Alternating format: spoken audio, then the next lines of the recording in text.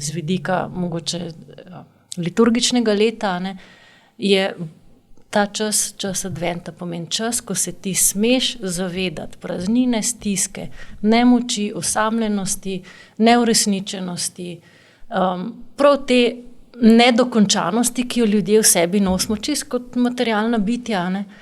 In smemo iti dovolj globoko v ta občutja, da si upamo enkrat tvegati, doživeti to, da bo tisti okus prišel sam, ker je pod bolečino, pod sramom, pod osamljenostjo, je ta okus po ljubezni in po stiku.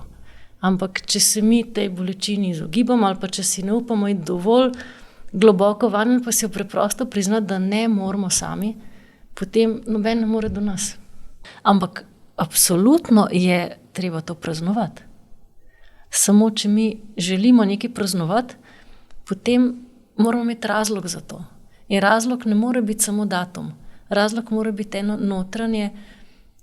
notranja izkušnja, ena odnosna izkušnja, eno presenečenje ali ena skrivnost, ki dovoliš, da se v tebi razkrije ali pa da malo pustiš malo bliže svoje doživljanje ali ena ranljivost, ki jo lahko doživiš v odnosih.